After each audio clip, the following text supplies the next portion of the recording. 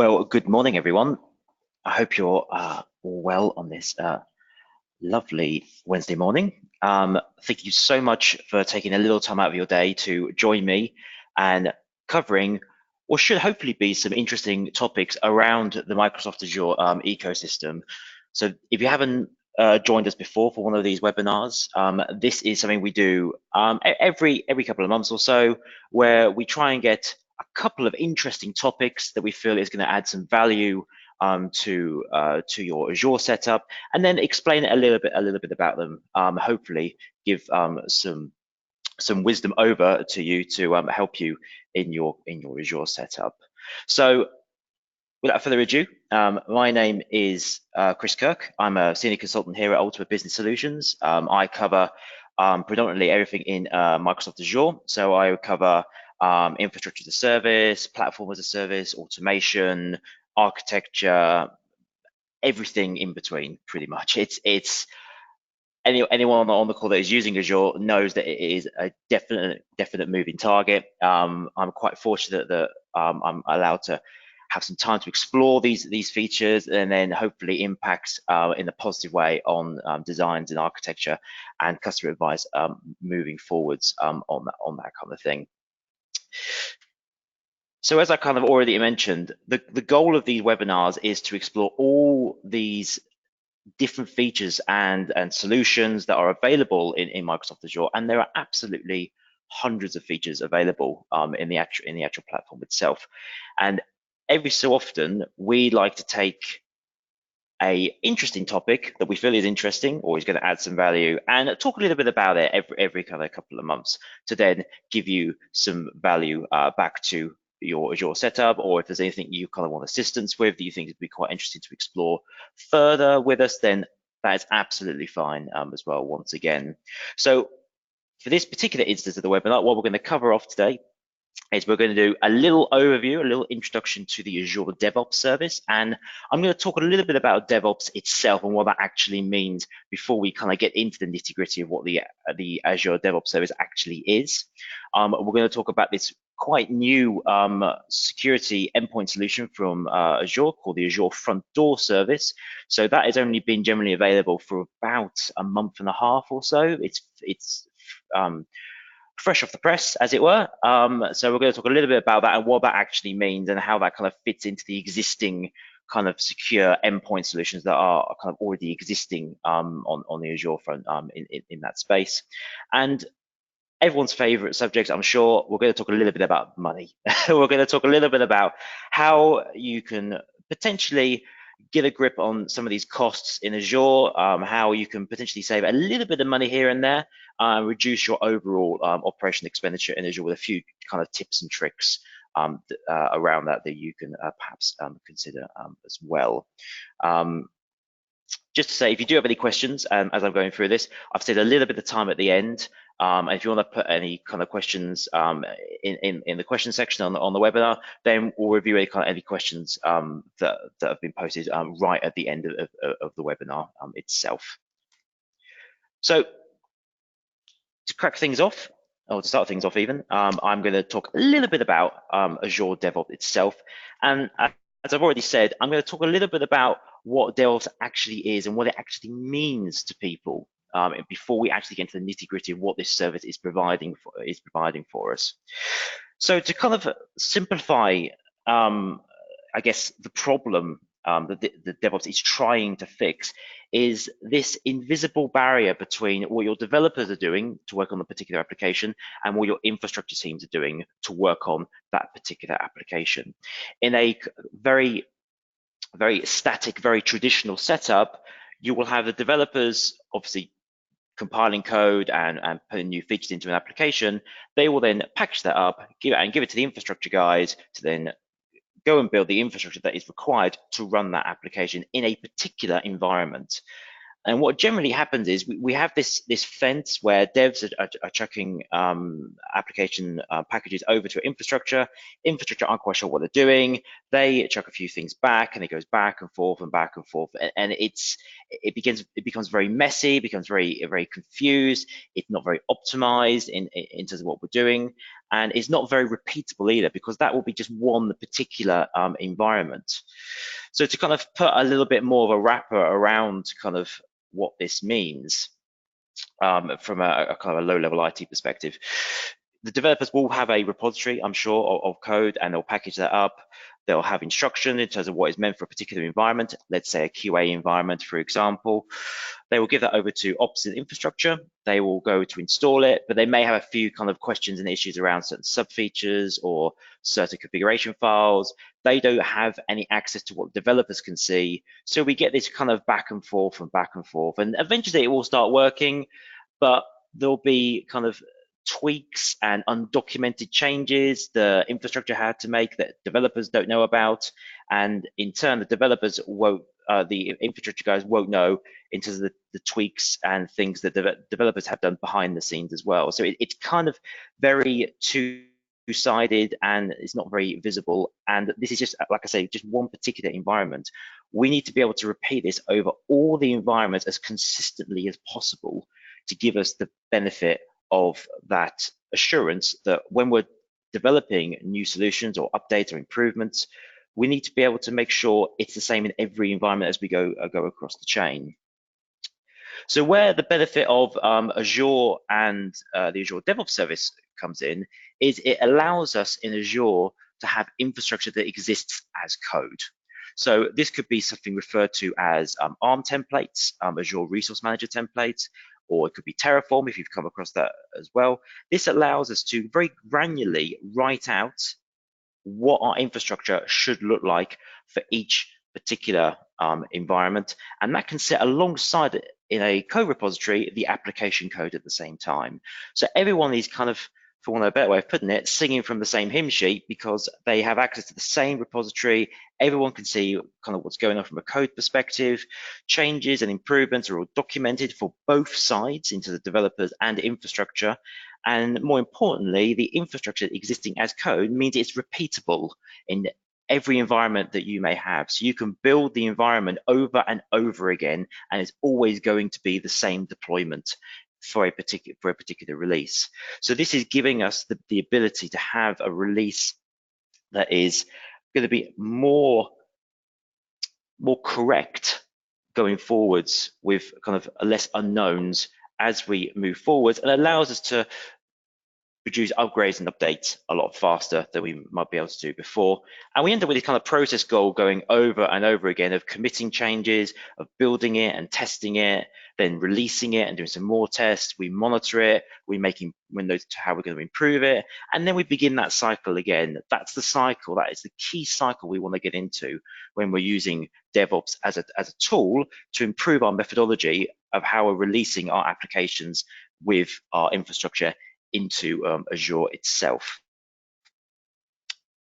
So as a little bit of an overview to the DevOps service for people that aren't quite familiar with what it actually is. So it was originally called, there was a name before actually, in terms of what's on screen. It was originally called Visual Studio Online. It was then rebranded to Visual Studio Team Services, and has then been rebranded again this year to the title of Azure DevOps. So what this actually is a single pane of glass, cloud-based platform solution that allows you to control and design builds, releases, test plans. It allows you to put workboards together, of tasks together in a very central place where all your code can exist, that everyone can have access to, that's kind of powered by Azure Active Directory. You may have come across Team Foundation Server as well. So this is a derivative of Team Foundation Server that exists on premise. The main advantage using this cloud-based version is you're going to get upgrades to this service of new features roughly every 3 weeks through Microsoft, as opposed to every quarter with an on-premise version. And as we know, with on-premise upgrades, we need to plan that. There's going to be a little bit of downtime. We need to test the updates, make sure it doesn't break anything. With this, you don't need to bother with that. Microsoft does it all for you behind the scenes. There's no downtime. And there's a reduction in cost as well, because you don't have any overhead in terms of managing or maintaining those servers anymore to run this service. It's a complete platform service provided to you by Microsoft. They monitor the service for you. It's backed by a 24/7 monitoring service. You get a very good SLA on the service as well, all done by Microsoft. And it's also backed by things like ISO 27001, it's SOC 1 and SOC 2 compliant as well. So it also meets kind of large company style compliance requirements as well on that side of things. So in terms of the core components for this particular solution, what we're actually dealing with and what we're using it for is working kind of top down. The big thing here is it is a code repository for a project. All the code that we have, regardless if it's a .NET or ASP.NET application, or just an MSI-based application, or infrastructure as code, it all exists in what's referred to as a Git-based repository within a particular project. That's going to give us the ability for our developers or our infrastructure people to pull down the latest version of the code. They can make changes to it. They can what's referred to as commit those changes to the repository. But you can also compare different commits. You can revert back if something has been made in error. You can merge certain commits together, and it gives you a nice audit trail in terms of you can compare different commits in terms of what has actually changed between these commits, between the developers, infrastructure, whoever has happened to be making changes to the overall code base for a particular application.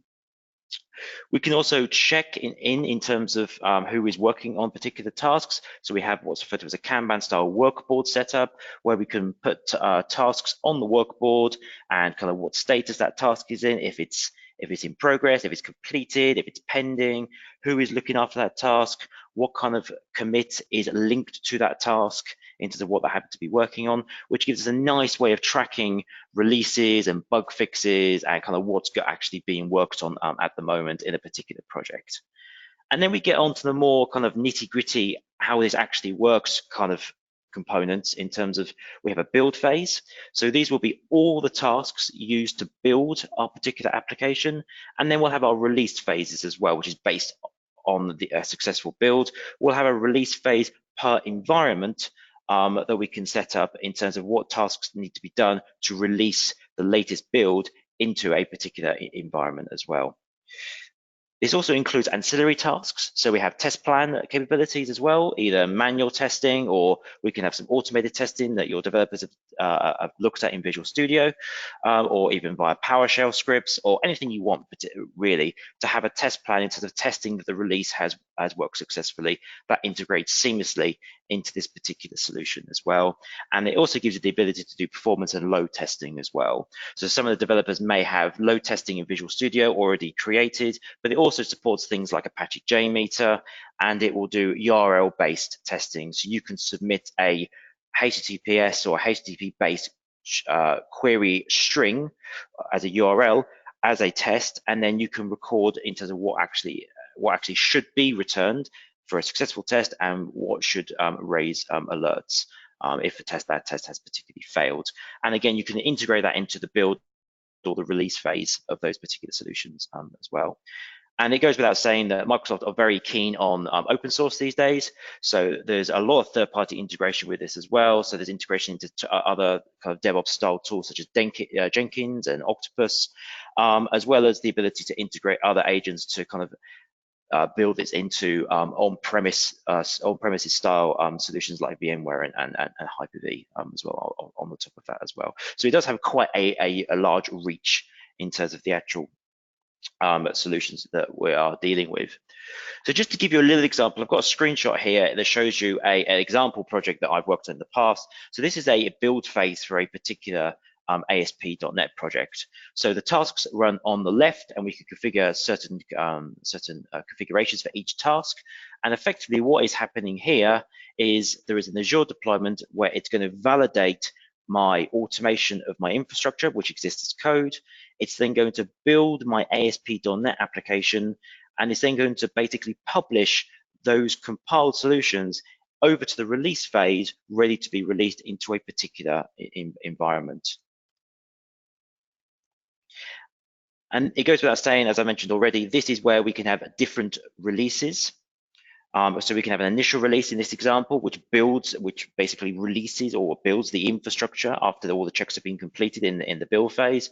We then have our staging or our QA environment where certain particular jobs are executed successfully or not. And then we have our production environment as well.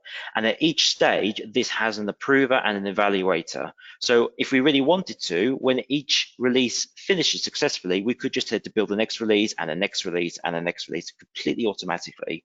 But with a lot of customers, what they like to do is they like to have a particular environment release finish and then have a prover to then have a look at it. We could align tests to it as well. And then once they're happy with that, they can automatically kick off the next environment if everyone is happy with that. So again, this gives us the ability to kind of carve our environments into little areas that makes it much more repeatable and consistent with the base build that we've actually just done for this particular release.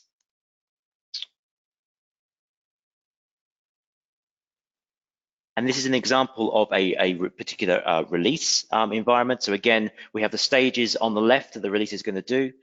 In this particular example, I am using a web app. So I am deploying to the app service my compiled ASP.NET build from one of the previous steps.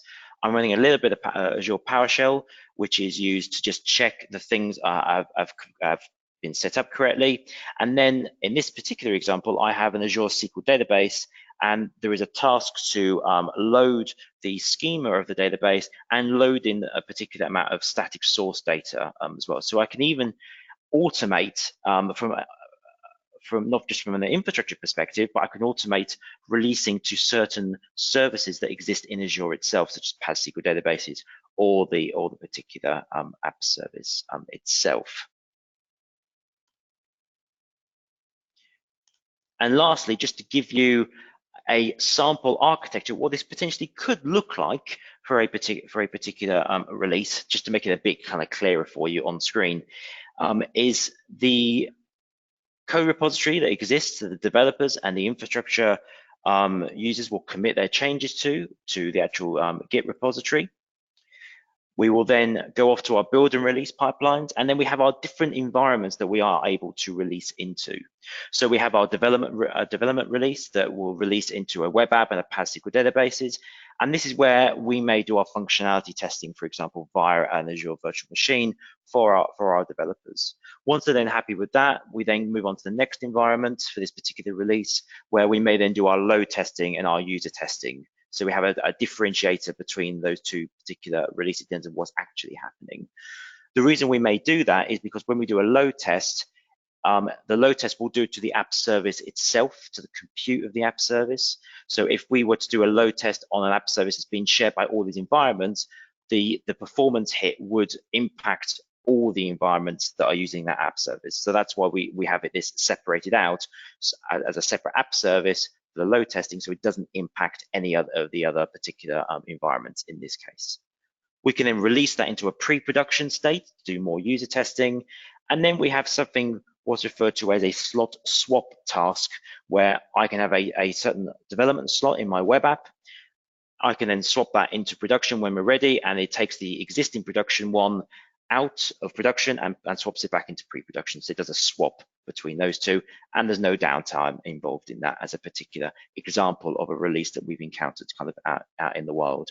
We then monitor the web app and PAS SQL using things like application insights, or we use what was referred to as OMS monitoring is now just referred to as Azure monitoring, and we kind of monitor it, see how it's getting on. There may be some spikes in performance that we're not quite happy with, and we can feed that into the next release, and the cycle then basically just begins again on that side of things. So that gives you a particularly high level architecture, kind of how this can help you in terms of releases for your particular applications and your infrastructure, and how you can have this evolving cycle of releases, and it gives you much more control, much better repeatability on that side of things. And it's honestly, it's such a fantastic service to have if you're doing in-house releases for your applications and you kind of want better reliability and better repeatability from those services.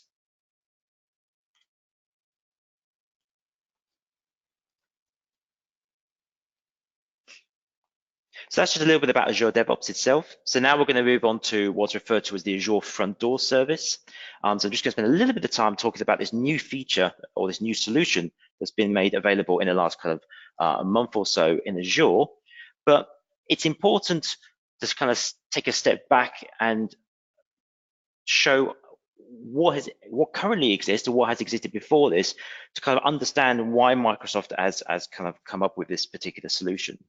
So when we're dealing with applications or services that have kind of public endpoints like a web app or a storage account, or something along those lines, then we have existing services that can help us with access or security or performance or failover or reliability or things along those lines. So for example, we've got things like Azure Traffic Manager, or we have also referred to as Cloudflare, that they're kind of very similar solutions where they provide DNS-based traffic redirection for multiple copies of that particular service. So I may have a web app in 2 regions, for example, for failover purposes. I can stick something like Cloudflare or Traffic Manager in front of it, and it will redirect the user based on the DNS redirection. If it's based on performance, based on geographical location, that kind of thing, that can really help us in terms of failover and redirecting users to where they're closest to. We also have things like content delivery networks as well in Azure. So these are point of presence edge locations in the Azure network that allow us to deliver things like multimedia to as close to the user as possible to where they're consuming that particular media. And lastly, we have things like application gateways as well. So these are layer 7 basically load balancers, but exist in a particular region. And it gives you things like, as well as standard load balancing, things like URL rewriting, and it gives you security for your public services as well, where your web apps or your public IPs can sit behind it.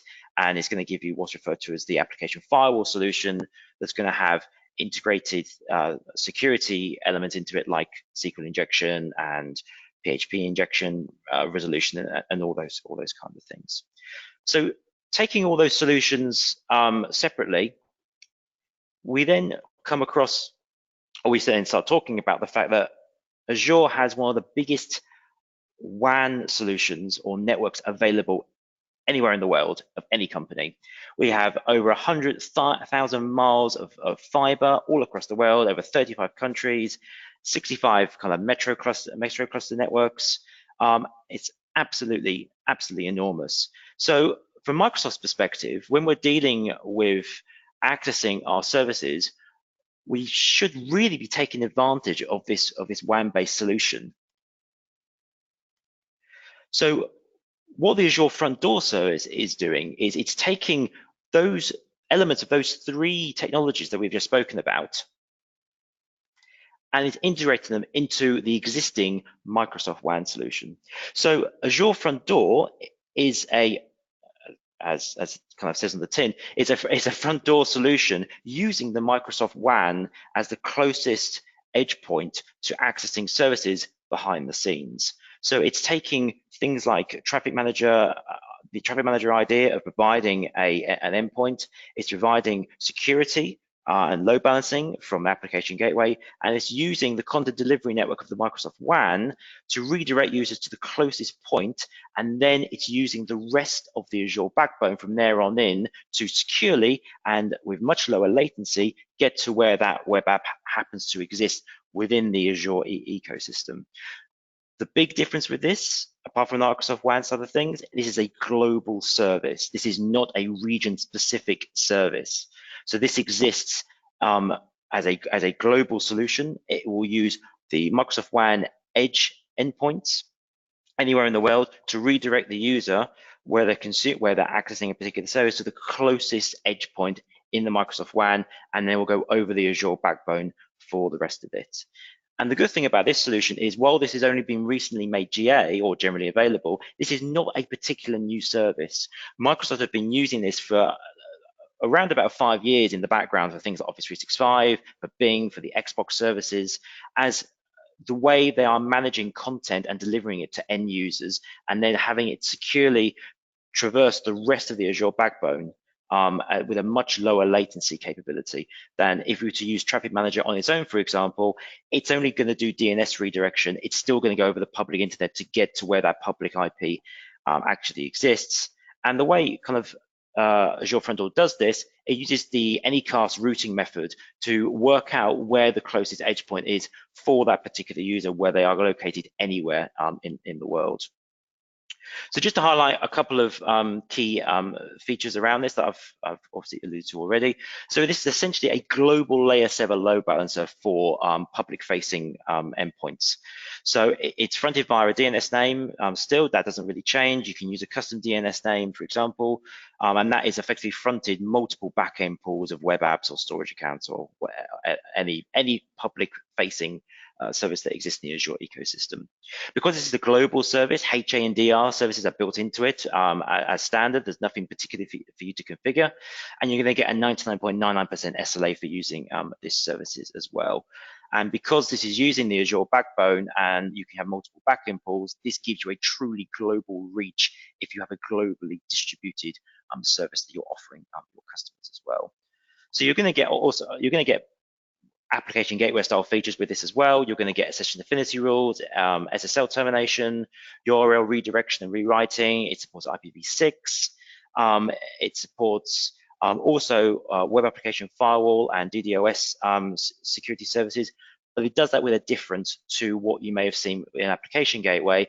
This is not region specific. Again, this is a global application firewall that's attached to the Azure Front Door service. And that went GA, luckily for me, because I'm talking about this today, that went GA as of yesterday. So it was in public preview, and now it's GA as of the 3rd of June. So again, you can define a security policy attached to the Azure Front Door service, and again, that is global. It's not attached to a specific region, so you don't have to worry about failover or region outages or anything like that as well.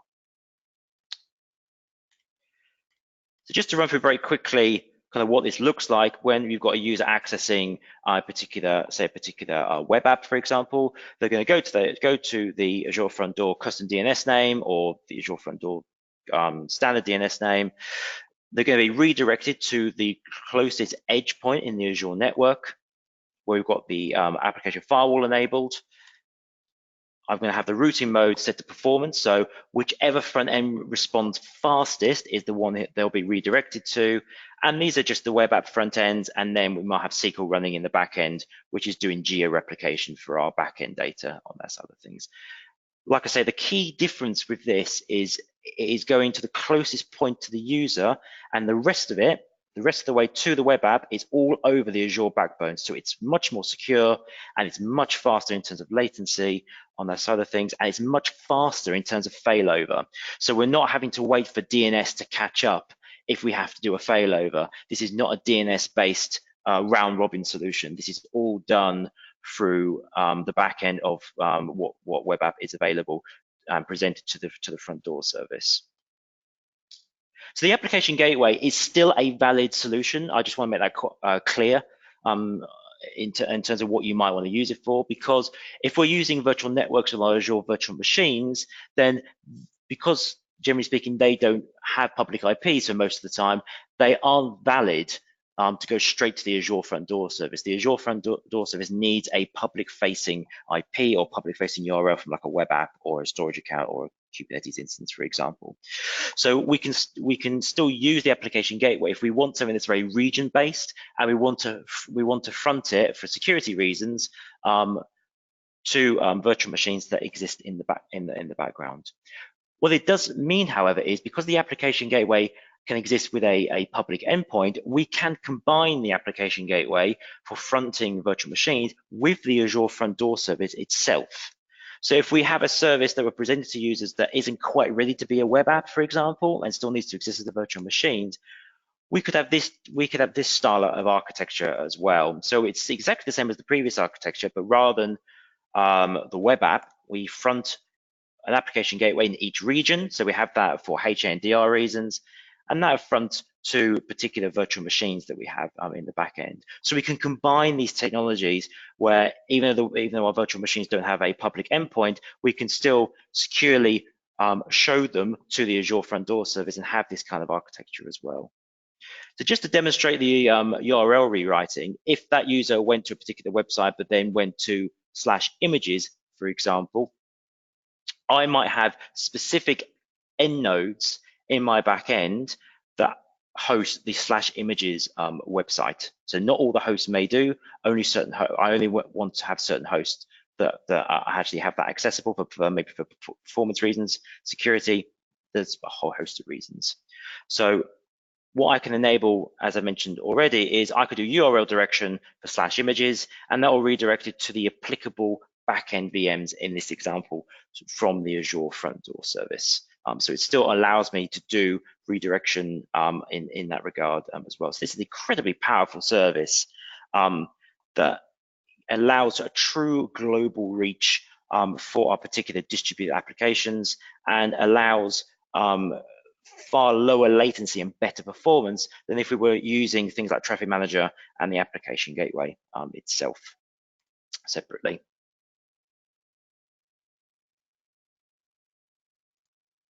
So lastly, I'm just going to talk a little bit about, as I said at the top of the call, everyone's favorite subject, talking a little bit about kind of cost saving in Azure, and a few kind of tips and tricks that we can provide to you to make you aware that it's not all just about your standard Azure VM costs, as an example. There are a few things that we can do to kind of assist with that. So just to set the scene for your general costings, and the difference, or the key difference between on-premises and what we have from a cloud-based solution is on-premises usually deals with large capital expenses, so, or CapEx is another way of referring to it, where we have large one-off costs that cycle through maybe several times a year with minimal kind of costs in between. So if you were to put the cost kind of on the graph, you would see lots of spikes effectively where we have large capital buys in terms of we may need some new servers, we may need to buy some new storage hardware, maybe because it's end of life, we may be running out of capacity. It's going to be those kind of expenses. Where in the cloud world, we don't have any hardware to buy. There's no real such thing as capital expensive. It's referred to as operational expenses instead. We're just paying for what we use in our particular cloud service. So if we spin up a couple of Azure VMs, or we have a couple of PaaS web apps, we pay for them, generally speaking, by the hour. Some are by the second, but most are by the hour. And if we shut them down or we delete them, then we stop paying for them. We just pay for what we use. It makes costs a little bit more predictable than perhaps on-premise, and it's a bit easier to kind of cross-charge between different departments in the cloud world as well. But to take Azure VMs as kind of one avenue to explore on the cost side of things, and to make it kind of a bit clearer, when we pay for the compute side of things, or we pay for the compute and the storage for an Azure VM, a portion or a percentage of those of the compute costs go towards paying for the Windows OS license. Now, if you're using Linux is open source, therefore you don't pay for the OS at all, unless you've got some kind of support agreement with Red Hat or Ubuntu, for example. But if we're dealing from a Windows perspective, then a portion or a percentage of those costs pay for the operating system when you're running that virtual machine. If you're running SQL as well, then again, you have the ability to pay for SQL as part of the compute cost, as well as the operating system. So these are bundled into the compute cost that we are paying for our particular virtual machine. But we have this option of what's called hybrid use benefit. So hybrid use benefit gives us the capability to, in some circumstances, we can remove the Windows OS or the SQL cost from that compute cost, and therefore we're saving money because we're therefore not paying for that particular percentage of the VM anymore moving forwards. So I'm just going to talk a little bit about kind of how that works, first from a Windows perspective and then from a kind of a SQL perspective. So for hybrid use benefit for Windows Server OS, it requires you as a company to have an active software assurance or a subscription license on existing Windows Server licenses that is currently valid. This only is applicable if you have data center licenses available. This doesn't work if you're just using Windows Server as standard edition on your active software assurance. And the offer is based around the core sets that are available in the licensing. So generally speaking, Windows licensing will be presented to you in 16 cores per set, and I'll talk a little bit more about that in a second, what that actually means.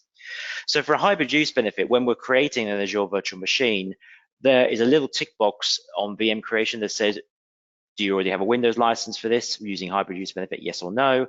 If you hit yes, then it will set a flag and that will remove the OS cost. But also, if you've already created an Azure VM, if you go to that VM in the Azure portal and go to configuration, there's an option to turn this on or off if you do turn it off at any time. And again, it just sets a flag and will reduce that cost for that particular Azure VM. Now, because this is based on the percentage of the compute cost, the larger the VM size, so if you're using an E or an F series, or maybe a G series, which are quite large, then the greater the discount you're going to get, because this is based on the percentage in terms of the discount that's going to be applied to you. So to give you an example how this can be applied for your data center licenses, the data center license under software assurance basically allows you to run that license on premises, but it also allows you to run it in Azure at exactly the same time with the same number, in the same style that you're running it on premises. So you can run them in parallel. With Windows Standard Edition, it has to be either or. Either you run it on premises or you run it in Azure. You can't do both, which is why HUB or hybrid use benefit doesn't count towards Standard Edition of Windows Server OS. So if we take our 16-core set of our license, what this allows us to do from a data center edition perspective, we can produce either 2 8-core Azure VMs for that license set and enable HUB, or we can deploy 1 16-core Azure VM and enable HUB. We can only do a maximum of 2 Azure VMs per 16-core license set. It doesn't allow us to build a third VM from that license set. So say, for example, if I built 2 VMs that were 4 cores each, 8 in total, I can't build a third VM from that set using 8 cores, the remaining 8 cores that are available from that set. It's a maximum of 2 VMs per 16-core licensing set on that side of things. And it's kind of very similar for the SQL side of things as well. So it's a slightly different acronym. They refer to this as AHB, Azure Hybrid Benefit. So again, this requires an enterprise agreement with active software assurance on the SQL side of things. And this will remove the SQL licensing cost from the compute cost. Otherwise, it's just a pure pay-as-you-go cost for your SQL license when you spin up a SQL box as part of this. So again, there's a few kind of caveats around this. So SQL licensing is applied in 4-core license chunks, but the licensing can be stacked together. So if you have a 32-core VM, for example, you could stack together 8 4-core licenses to make that work. If you are using your existing SQL licenses in Azure as well as on premises, then when you start applying this benefit, you need to use the license mobility verification form. If you just want to Google or Bing that, it's pretty much the first one that comes up. And you have to notify your Microsoft licensing team within 10 days of intention that you're using your SQL licenses in Azure as part of this benefit, as well as on premises as well. So this isn't using your existing licenses on premises as well as in Azure, just to make that clear, like we have with the hybrid use benefit. This is just for if you have SQL licenses that predominantly you've been using on premises and you have some licenses spare, those spare licenses can be used for your Azure SQL VMs as well. So when you're building VMs from the marketplace, if you search for the particular version of SQL you're after, select BYOL, which is bring your own license. But if you already have a SQL VM in use as pay-as-you-go, then you can go into that in the Azure portal for that particular Azure SQL VM, go to SQL Server Configuration Blade, and it gives you the option to change the licensing type. So previously, you couldn't do that. You would have had to rebuild the SQL Server if you wanted to change the licensing type. In the last couple of months, Microsoft has released changes under that SQL Server Configuration Blade in the Azure portal for that particular VM type that allows you to change it on the fly. There is no kind of rebuild required or anything like that. It would just change the license type for you as well. So regarding hybrid use benefit and this hybrid benefit for SQL, I will fully admit this isn't the easiest thing to understand. As ever with licensing, it's always slightly complicated to get your head around. So I do encourage, if this is something that you're interested in or you might want to explore, then by all means speak to your account manager or speak to one of our licensing guys, and they'll be able to run it through with you as well. If you need kind of more information around this particular area as well. And lastly, just to cover a bit more cost saving, we also have this concept called reserved instances as well. So reserved instances gives us the ability to, rather than just pay as you go per hour on a particular Azure VM series, we can pay upfront for that particular compute cost as 1 or 3 years. If we do that, then Microsoft will give us a discount, sometimes up to 40% on the actual compute runtime of that particular virtual machine. And obviously, if we go do 3 years more than, if we said 3 years rather than 1 year, then we're going to get a greater discount the longer the commit will be. So this is available for EA customers under the following subscriptions that are on screen. So if you just go to your subscriptions in the portal, under offer at the top left, it will give you the number here. These are very, very common Azure subscription types. These are nothing really special. It also is valid for pay-as-you-go customers under these particular subscription types that I've got on screen as well. And it's also available for Azure CSP customers via the partner portal as well. So again, if this is something you find that you want to learn more about and you're a CSP customer of Ultima's, then speak to your CSP representative as well, and they'll be able to talk a little bit more about this as well with you. So just to highlight, this does need a little bit of planning. This does have a few little limitations that you should be aware of. So this is not available for any kind of classic style VMs. It's not available for any VMs that are currently in public preview. And any kind of A series or AV2 series or G series Azure VMs, again, it's not available for those VM types either in terms of applying this reserved instance.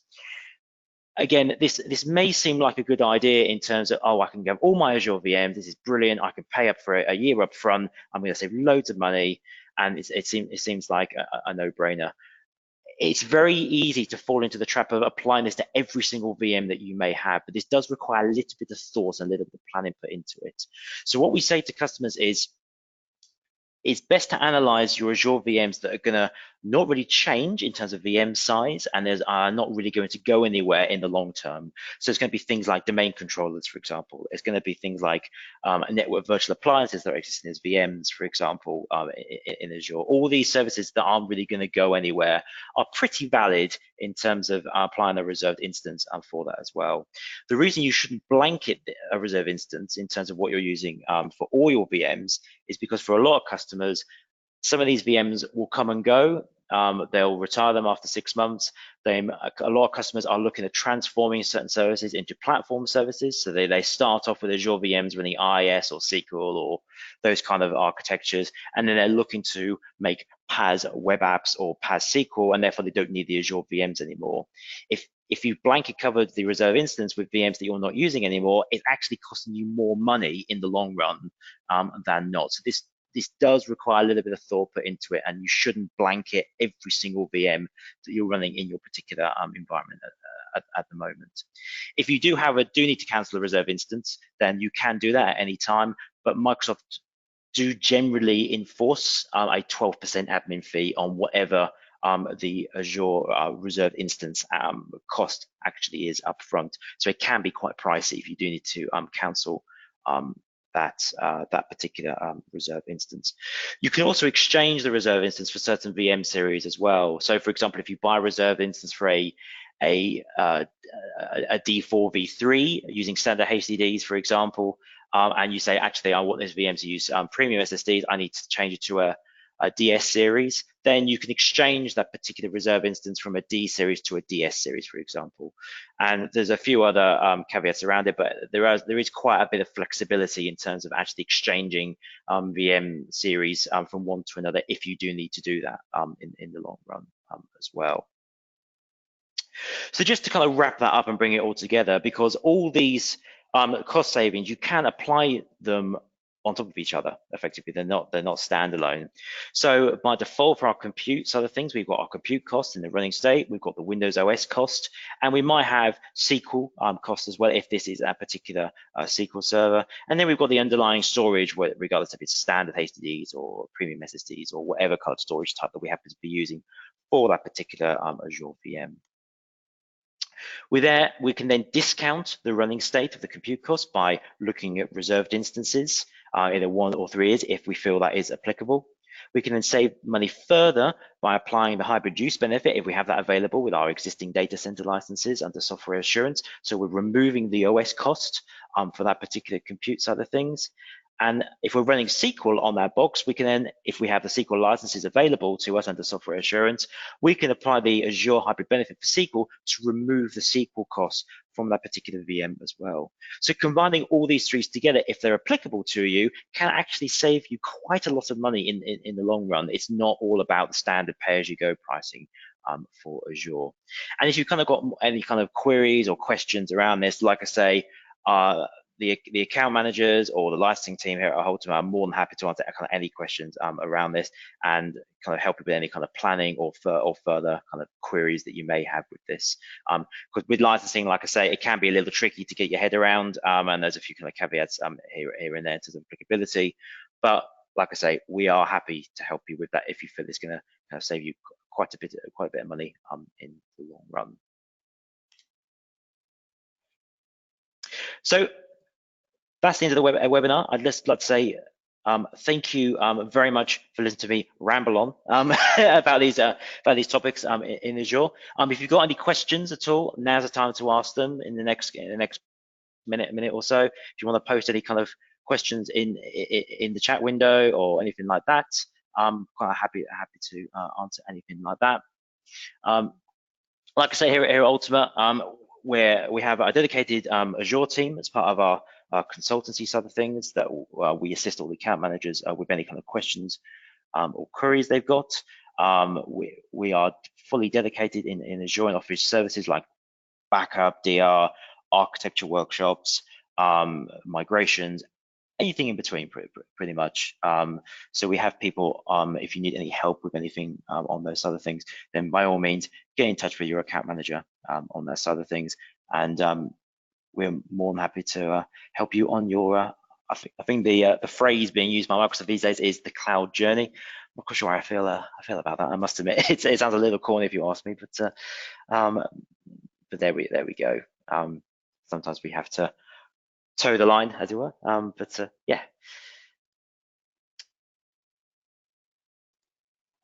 I'm just going to give it a little more time in terms of questions or if anyone may have.